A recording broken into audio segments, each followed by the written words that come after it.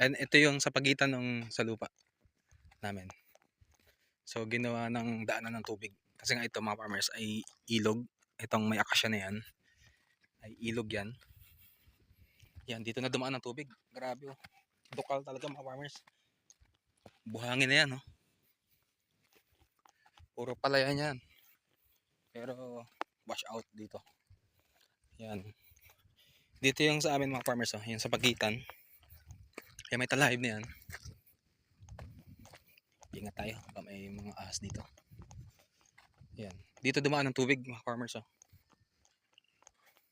And dito sa taas namin na to, hindi namin tinaman ng pala yan. Nakalaan yan para sa mais na malagkit. Sweet pearl. Ayan. Ito mga farmers oh. Yan. Ito yung sa amin. And ito yung pagitan yung may